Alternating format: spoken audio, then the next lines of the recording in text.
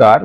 कुल प्रश्नों की संख्या 24 है, जिसमें से 12 प्रश्न पिछले हफ्ते के प्रश्न हैं जिसका हम रिवीजन करेंगे। अब पुनः 22 सितंबर से 28 सितंबर 2025 के मध्य महत्वपूर्ण प्रश्नों का विस्तृत चर्चा करेंगे। तो आज का पहला प्रश्न है जिसका हम रिवीजन कर रहे हैं। अनाथ बच्चों के लिए अंबु कैंगल योजना किस राज्य सरकार द्वारा शुरू की गई? तो इसका उत्तर होगा तमिलनाडु।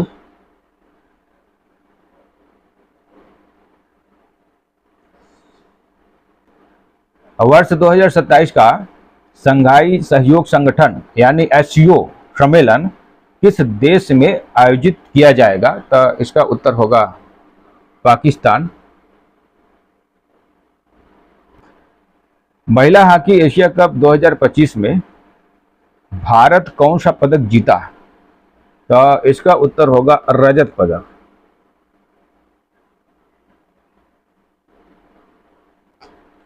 भारत का पहला विदेशी उपग्रह ट्रैकिंग और संचार स्टेशन कहाँ स्थापित किया गया? तो इसका उत्तर होगा मॉरिशस।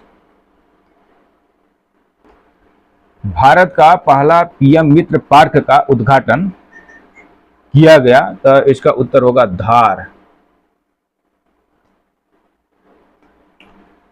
एशिया का पहला महिला कैंसर उपचार केंद्र अपोलो एथेना का उद्घाटन कहाँ किया गया?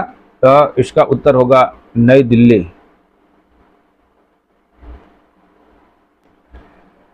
भारत की सबसे तेज रफ्तार से चलने वाली ट्रेन बन गई है? तो इसका उत्तर होगा नमो भारत। बीमा सुगम का शुभारंभ किया गया? तो इसका उत्तर होगा IRDAI द्वारा। हाल ही में जारी ग्लोबल इंडेक्स 2025 में भारत किस स्थान पर स्थित है? तो इसका उत्तर होगा 38वें स्थान पर। किस अभिनेत्री को फेस ऑफ एशिया का सम्मान मिला? तो इसका उत्तर होगा हुमा कुरैशी।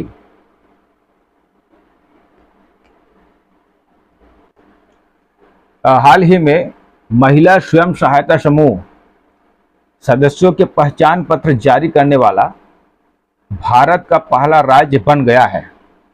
तो इसका उत्तर है तमिलनाडु।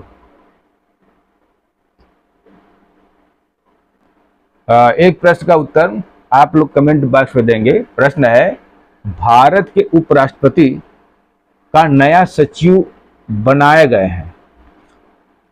अब हम 22 सितंबर से 28 सितंबर के मध्य महत्वपूर्ण प्रश्नों पर विस्तृत चर्चा करेंगे। पहला प्रश्न है कि हाल ही में ऑस्कर 2026 में अंतर्राष्ट्रीय फिल्म पुरस्कार श्रेणी में भारत की आधिकारिक प्रविष्टि के रूप में किसे चुना गया? था इसका उत्तर होगा होम बाउंड। 98वें अकादमी पुरस्कार के लिए नीरज घेवान की हिंदी फिल्म होम बाउंड को आधिकारिक तौर पर भारत की प्रविष्टि के रूप में चुना गया है। होम बाउंड एक दलित चंदन जिसे जेठवा के नाम से जाना जाता है और एक मुस्लिम शोएब जिसे खट्टर के नाम से जाना जाता है, ये इनकी दोस्ती और संघर्षों को दर्शाती है। नीरज घेवान की हिंदी फिल्म होम बाउंड को आधिकारिक तौर पर ऑस्कर 2026 में सर्वश्रेष्ठ अंतर्राष्ट्रीय फीचर फिल्म पुरस्कार श्रेणी में भारत की प्रविष्टि के रूप में चुना गया है। 15 मार्च 2026 को लॉस एंजिल्स में डॉल्बी थिएटर में 98वें अकादमी पुरस्कार आयोजित होंगे। उनके बंधन और साझा सपनों को परीक्षा जातिगत वास्तविकताओं, सांप्रदायिक पहचान और एक अप्रत्याशित त्रासदी से होती है। ऑस्कर के लिए भारत की पहली फिल्म वर्ष 1957 से भेजा जा रहा है। उस वक्त महबूब खान की मदर इंडिया ऑस्कर जाने वाली देश की पहली फिल्म बनी थी। पिछले साल किरण राव की लापता लेडीज भारत की ओर से गई, हालांकि वह टॉप 15 की स्टार्ट लिस्ट में जगह नहीं बना पाई थी। अगला प्रश्न है, T20 अंतर्राष्ट्रीय में 100 विकेट लेने वाले पहले भारतीय गेंदबाज कौन बन गए? इसका उत्तर होगा अर्शदीप सिंह। अर्शदीप ने ओमान क्रिकेट टीम के खिलाफ एशिया कप 2025 के दौरान यह अहम उपलब्धि हासिल की। ओमान के विनायक शुक्ला उनके 100वां शिकार बने। अर्शदीप अब चौथे सबसे तेज 100 T20 अंतर्राष्ट्रीय विकेट लेने वाले गेंदबाज बन गए हैं। इसके आगे सूची में राशिद खान है, संदीप लमिचाने और बनिंदु हंसरंगा है। अगला प्रश्न है, हाल ही में खोजा गया 2025 PN7 क्या है? तो इसका उत्तर होगा अर्ध उपग्रह। खगोलविदों ने पृथ्वी के एक नए अर्ध उपग्रह अर्जुन 2025 PN7 की खोज की है, जिसे पहली बार हवाई स्थित पैन स्टार्स दूरबीन द्वारा देखा गया।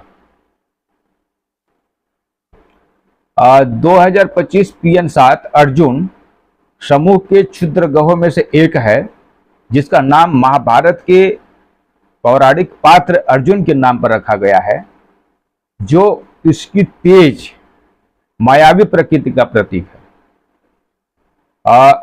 यह पृथ्वी का 7वां ज्ञात अर्ध उपग्रह है।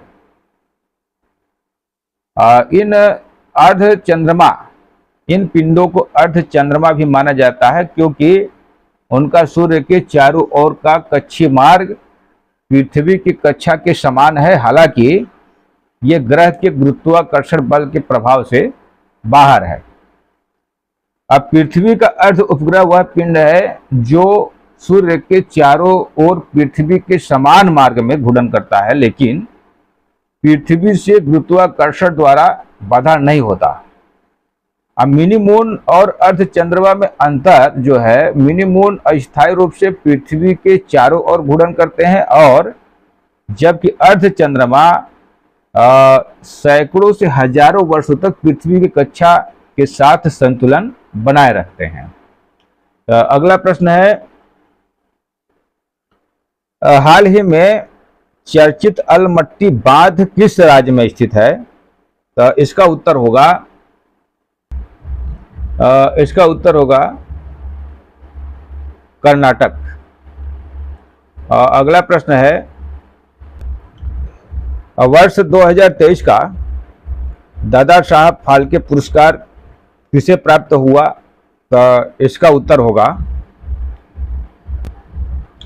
मोहनलाल। यह देश का सर्वोच्च फिल्म सम्मान है, जिसकी शुरुआत वर्ष 1969 में हुई थी। अब भारतीय सिनेमा के विकास और वृद्धि में उत्कृष्ट योगदान के लिए जाना जाता है। इस पुरस्कार में एक स्वर्ण कमल, 10 लाख रुपए का नगद पुरस्कार, एक प्रमाण पत्र, एक रेशम रोल और एक साल शामिल है। इसे भारत के राष्ट्रपति द्वारा दिया जाता है। वह एक भारतीय निर्माता, निर्देशक और पटकथा लेखक थे, जिन्होंने भारत की पहली फीचर फिल्म राजा हरिश्चंद्र 1913 का निर्देशन किया था। उन्हें भारतीय सिनेमा के जनक के रूप में भी जाना जाता है।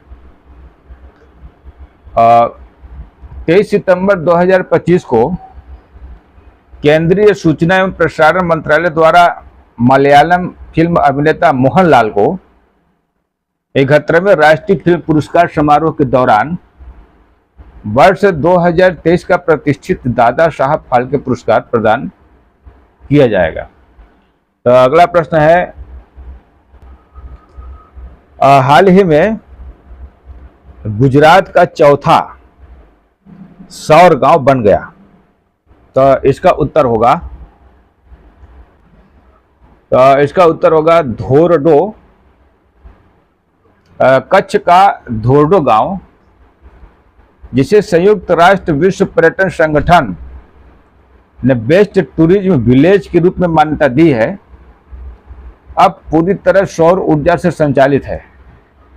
प्रधानमंत्री नरेंद्र मोदी ने 20 सितंबर 2025 को समुद्र से समृद्धि कार्यक्रम में इसे समर्पित किया और धोरडो, मोदिरा, सुखी और मसाली के बाद गुजरात का चौथा सौर गांव बन गया है। यहाँ सभी 81 घरों में 177 किलोवाट क्षमता के सोलर रूफटॉप लगे हैं। अगला प्रश्न है, ओजू जल विद्युत परियोजना किस राज्य में बनाया जाएगा? तो इसका उत्तर होगा अरुणाचल प्रदेश। अरुणाचल प्रदेश के ऊपरी सुबनसिरी जिले में चीन की सीमा के पास स्थित रणनीतिक रूप से महत्वपूर्ण क्षेत्र में 2220 मेगावाट के ओजू हाइड्रो इलेक्ट्रिक प्रोजेक्ट को केंद्र सरकार के पर्यावरण मंत्रालय की विशेषज्ञ समिति ने मंजूरी दे दी है।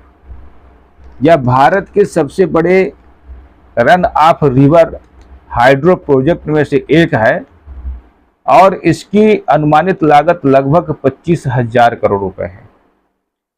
अगला प्रश्न है, किरण देसाई की किस किताब को बुकर प्राइज के लिए शॉर्ट लिस्ट किया गया है? तो इसका उत्तर होगा द लोनलीनेस ऑफ सोनिया और सनी। बुकर प्राइज जीत चुकी भारतीय मूल की लेखिका किरण देसाई एक बार फिर से इस प्रतिष्ठित साहित्यिक पुरस्कार के लिए शॉर्ट लिस्ट हुई है। इस बार उनको the loneliness of Sonia and Sunny उपन्यास के लिए शॉर्ट लिस्ट किया गया है। इस उपन्यास के बारे में जजों का मानना है कि ये अमेरिका में युवा भारतीयों की एक जोड़ी की विशाल और गंभीर कहानी है। अगला प्रश्न है, वर्ष 2025 का राष्ट्रीय लता मंगेशकर सम्मान से सम्मानित किया गया, तो इसका उत्तर होगा सोनू निगम। मध्य प्रदेश के सांस्कृतिक विभाग द्वारा प्रतिवर्ष लता मंगेशकर की जयंती पर यह पुरस्कार प्रदान किया जाता है। इसकी शुरुआत वर्ष 1984 में हुई थी। 2024 का राष्ट्रीय किशोर कुमार सम्मान गीत लेखन के लिए प्रसून जोशी एवं वर्ष 2025 का सम्मान निर्देशन के लिए संजय लीला भंसाली को प्रदान किया जाएगा। इसके लिए सम्मान समारोह का आयोजन 13 अक्टूबर 2025 को खंडवा में किया जाएगा। 28 सितंबर को वर्ष 2024 के लिए जाने माने संगीत निर्देशक शंकर एहसान लाए मुंबई एवं वर्ष 2025 के लिए प्रतिष्ठित प्लेबैक सिंगर सोनू निगम मुंबई को राष्ट्रीय लता मंगेशकर सम्मान से नवाजा जाएगा। यहाँ पे दो प्रश्न महत्वपूर्ण है कि 2024 में लता मंगेशकर सम्मान शंकर एहसान को मिलेगा और वर्ष 2025 में सोनू निगम को। इस अलंकार के बाद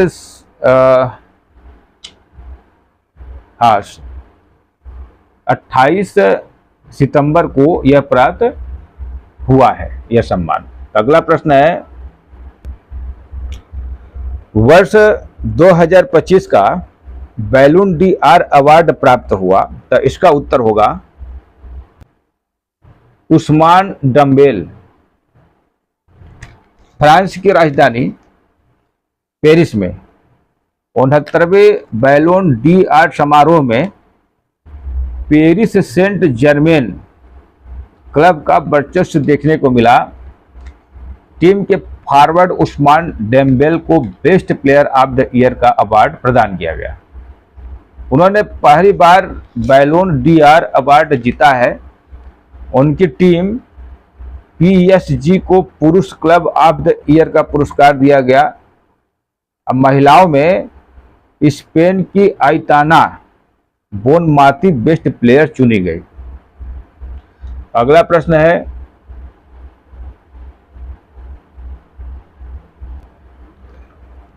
प्रवासियों के लिए भारत की पहली बीमा योजना किस राज्य सरकार द्वारा शुरू किया गया? तो इसका उत्तर होगा केरल। केरल के मुख्यमंत्री पिनाराई विजयन ने प्रवासी केरल वासियों और विदेश में पढ़ रहे केरल के छात्रों के लिए NORKA केयर स्वास्थ्य और दुर्घटना बीमा योजना शुरू की है। यह योजना 1 नवंबर 2025 से लागू होगी। इसमें आईडी कार्ड धारियों को 5 लाख रुपए का स्वास्थ्य बीमा और 10 लाख रुपए का दुर्घटना कवर मिलेगा। यह योजना कम प्रीमियम, पहले से मौजूद बीमारियों का कवरेज और बिना वेटिंग पीरियड के लाभ देती है। इसका उद्देश्य प्रवासी मलयालियों की सुरक्षा, कल्याण और चिकित्सा सुविधा सुनिश्चित करना है। आज का अंतिम प्रश्न, बीसीसीआई के नए अध्यक्ष कौन नियुक्त हुए हैं? तो इसका उत्तर होगा मिथुन मिन्हास। बीसीसीआई के नए पदाधिकारियों की अभी नियुक्ति हुई है, जिसमें औपचारिक बैठक में यह सहमति बनी कि जम्मू क्रिकेट संघ से जुड़े पूर्व क्रिकेटर मिथुन मिन्हास को बीसीसीआई का अध्यक्ष बनाया गया है। इसके पूर्व रोजर बिन्नी थे, जिनका ये जगह लेंगे। तो आज का प्रश्न यहीं तक। यदि यह श्रृंखला आपका पसंद आया है तो लाइक, कमेंट, शेयर और सब्सक्राइब अवश्य करें। धन्यवाद। जय हिंद, जय भारत।